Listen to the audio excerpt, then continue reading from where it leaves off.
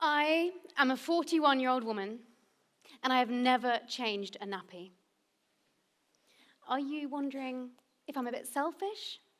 Or whether I prioritized a high-flying career above having kids? Maybe you're pitying me slightly because I don't have a child, so I will never know the higher plane of love that comes with being a mother. Maybe you're even envying me. All those holidays, lions, extra cash. I'm pretty sure that some of you are just thinking, yeah, but is that actually true? A middle-aged, married woman who has never wiped a baby's bottom. Well, whatever you're thinking, do you think it would be the same thing if I was a man? Probably not. And that is because we've reached a point where motherhood and womanhood have become so intrinsically linked that a woman without a child is fundamentally strange, in a way that just isn't the case with men and fatherhood. There is no universally positive way to describe a woman without children.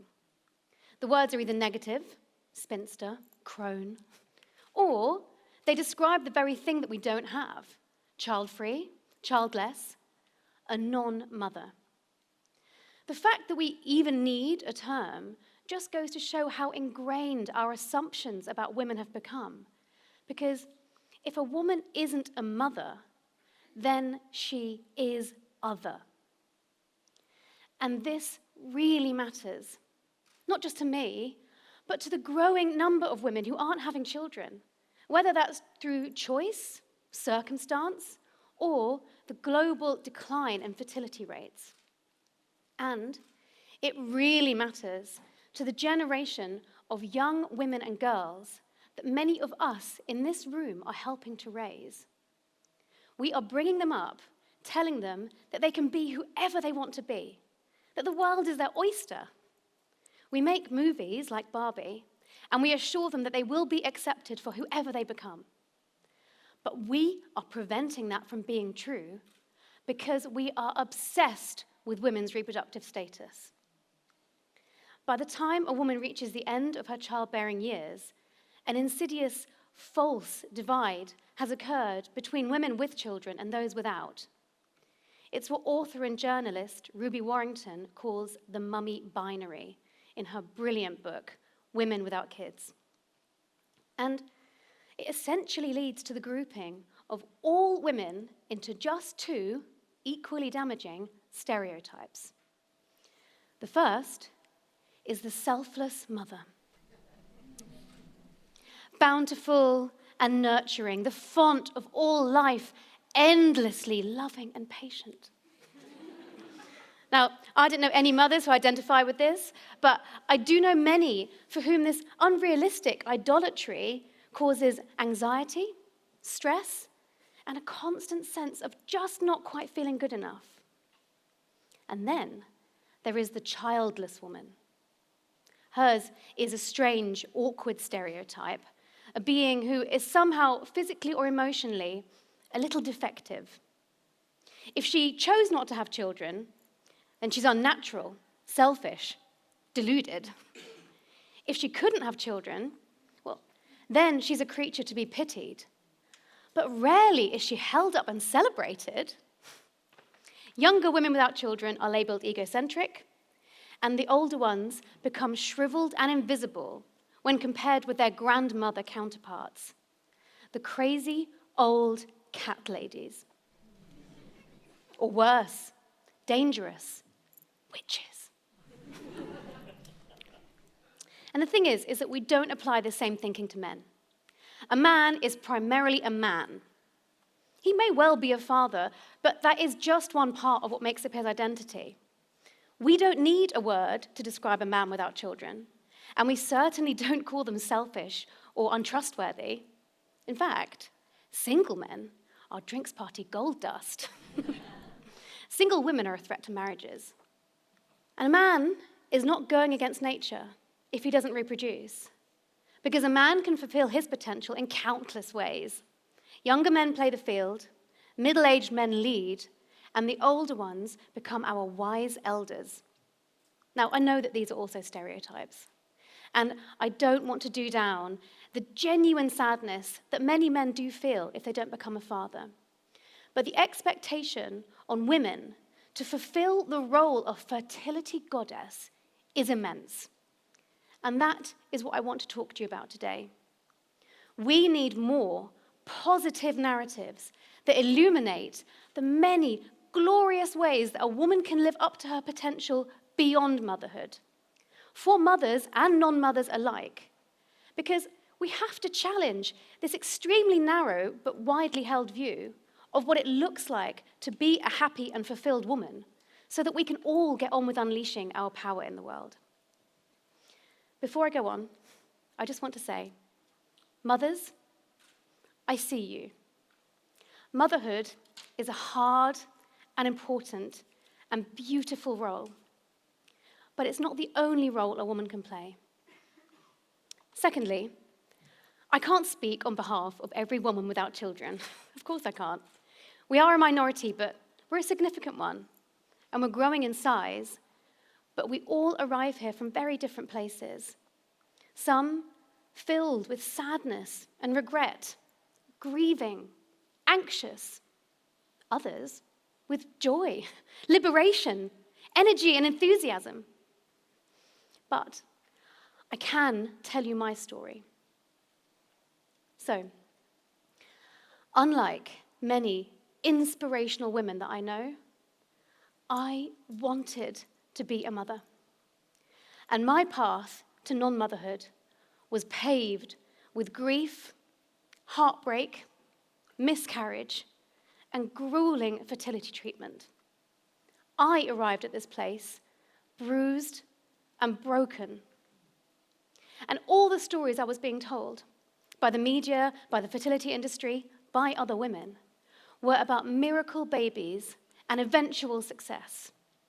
If I was just less stressed, more patient, if I just changed my diet one more time, or forked out hundreds for a different supplement, it was bound to finally work. I cannot tell you how many friends of friends reportedly conceived on Christmas Eve after getting a bit too drunk and giving up trying. But don't get me wrong, I lapped up these stories like shots of espresso, desperate for the hope and the energy to keep on going. But when the time came for me to accept my reality, I needed a different kind of hope. I needed hope that there was a happy life beyond being a mother. But it felt like no one was talking about how they rebuilt their lives once they reached the end of that road. The vast majority of women, brave enough to stand up and tell their stories, were the ones who had eventually gone on to become mothers. Such is the enormous stigma still associated with not being able to have children, of being labeled barren. Imagine what that does to your sense of identity. But the thing is, although I came to this place kicking and screaming, when I finally looked up and spoke to the women who were already here, I began to feel something stirring inside me, something more than kinship, something like excitement. The distinct bubbling of opportunity and potential that not being a mother might actually afford me. Why had no one spoken to me about this before? And I also began to realize something else. Women without children make society deeply uncomfortable.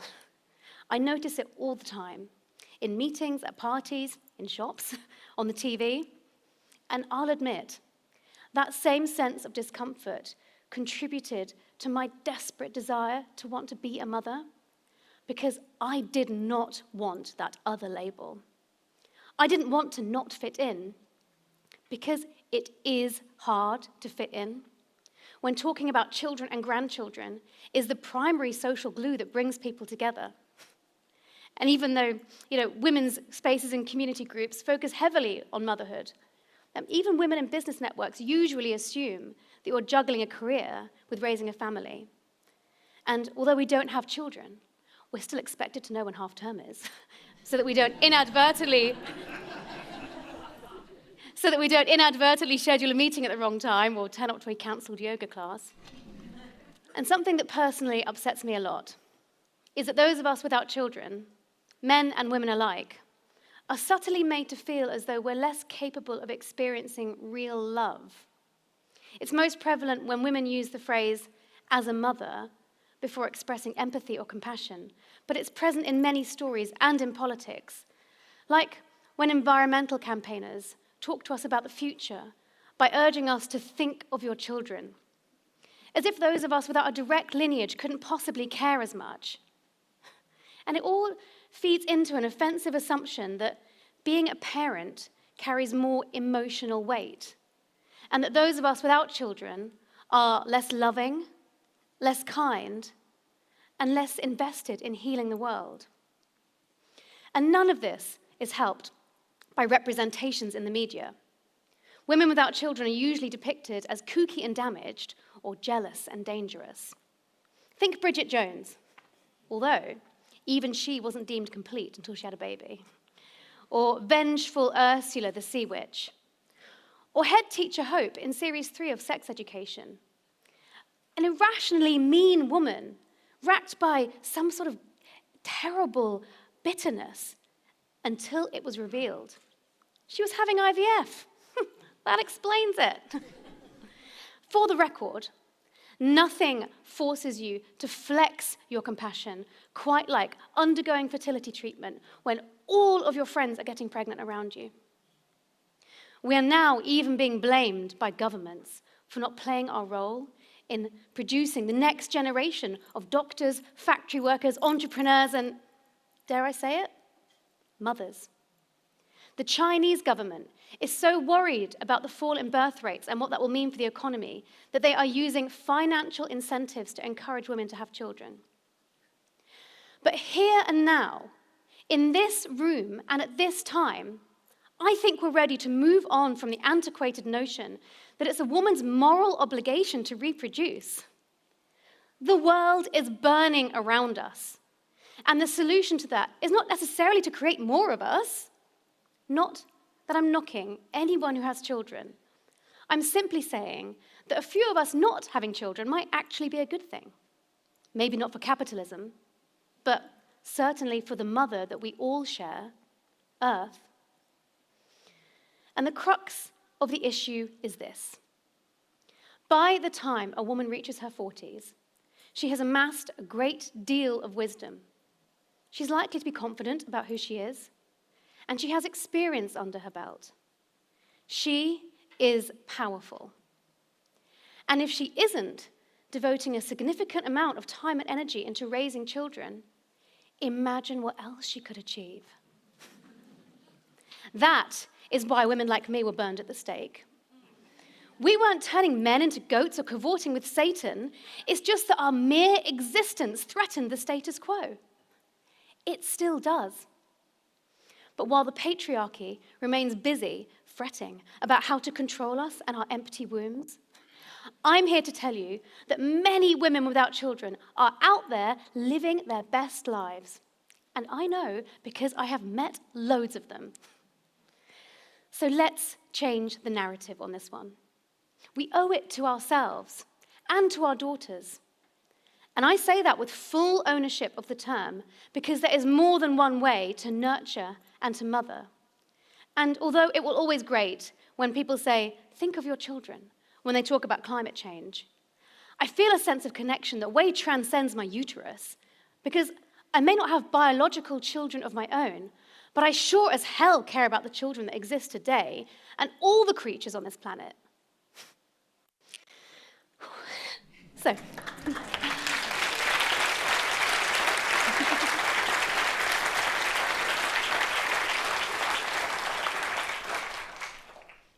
how do I draw this to a close?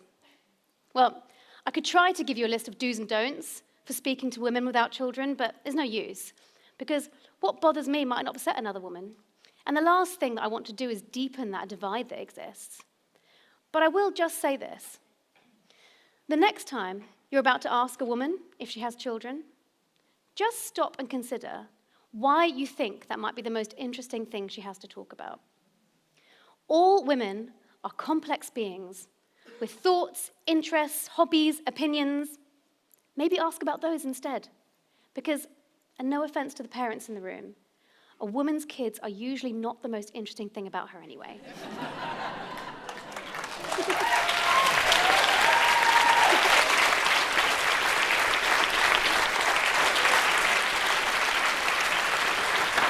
And for those women out there living fulfilling lives without children, please consider sharing your stories. It doesn't have to be on a stage, but to your sisters, Friends, nieces. Because imagine if every woman felt that they could own their status without shame, maybe even be proud of it. Well, I think that could change the world. And finally, to you, the woman facing down some of the darkest days of your life, the mother in waiting, who so desperately wants a child, but who can feel it slipping away with every passing month. You are not alone.